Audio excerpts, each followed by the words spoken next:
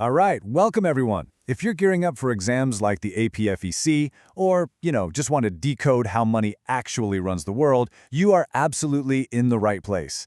Today, we're going to build an entire economy totally from scratch. We'll start with the simplest individual choices and zoom all the way out to national output, tackling these foundational concepts from first principles. Okay, let's kick things off with this quote. Back in 1935, British economist Lionel Robbins famously described economics as the science of scarcity. Now, why would he say that? Well, because human life basically depends on consuming materials. And let's be real, our human wants are practically infinite, but the resources on Earth to actually satisfy them, they are strictly limited. Just think about government job seats or prime real estate in Mumbai, right? Our wants are endless, but the resources are finite. Economics, at its core, is simply the study of how we make choices to allocate those scarce resources. So here's our quick roadmap for today's explainer. We'll cover 1. The science of scarcity, 2. Organizing the economy, 3. The 4 economic sectors, 4. The circular flow, and finally 5. Measuring national income. Starting right off with Section 1, the science of scarcity. Now, what's really interesting here is how we can split our focus. Think of it like this. Microeconomics looks at the individual gears. It's the decisions you and I make or how a single business tries to maximize its production. Macroeconomics, on the other hand, zooms way out to the entire national engine. It examines the big variables, total investment, inflation, and gross domestic product. For this explainer, we're mostly going to be looking through that macro lens. Moving on to Section 2, Organizing the Economy. Once you grasp scarcity, you realize every society has to answer 3 massive questions: what, how, and for whom to produce. On one extreme, you've got the market economy. That's where private firms make all the decisions based on profits and prices, a totally laissez-faire approach. On the complete opposite extreme is a command economy, where the government makes literally all economic decisions and owns the resources. But honestly, in reality, most contemporary societies, and definitely India, operate as a mixed economy. It's a blend of free market forces balanced with government welfare. Which brings us to Section 3, the 4 economic sectors. To build our economic engine, we need 4 core parts. First up, the household sector, which is literally all human beings.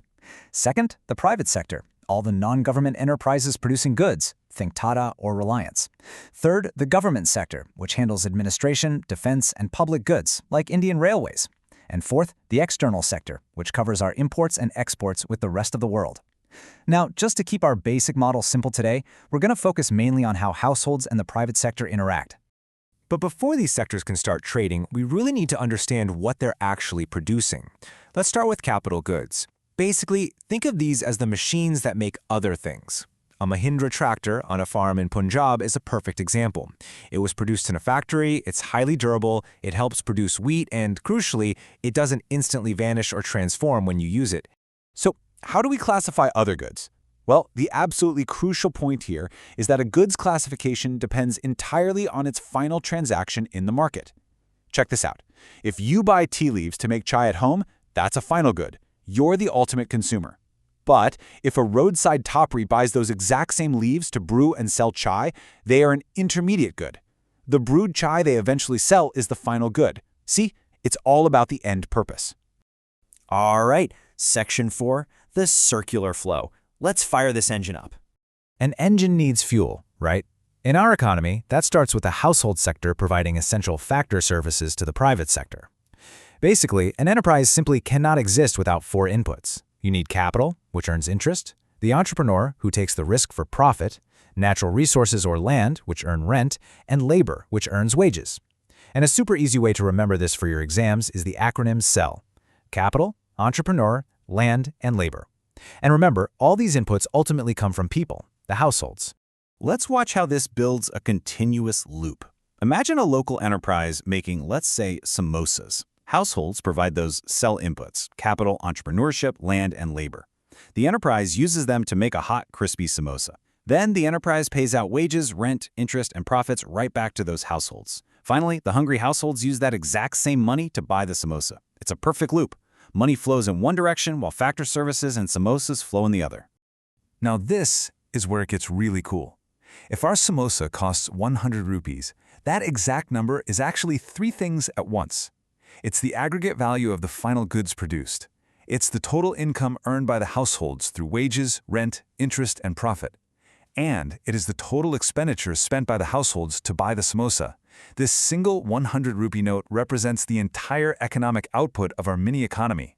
Which brings us perfectly to our final section, measuring national income. So, how do we take this simple 100 rupee samosa loop and apply it to a massive country of over 1 billion people?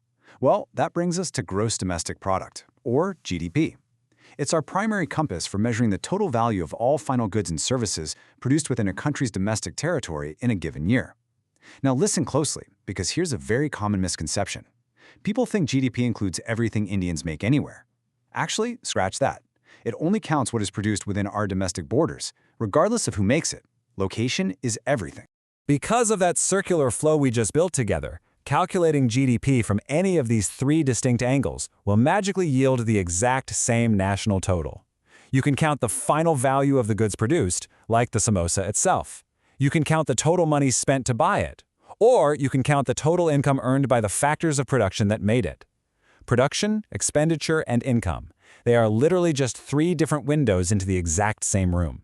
When we use the expenditure method in the real world, this is the famous formula you're going to see. GDP equals consumption by households, plus investment by the private sector in capital goods, plus government spending, plus net exports, which is just our total exports minus our total imports. Boom! This single formula captures every single final purchase made in the economy.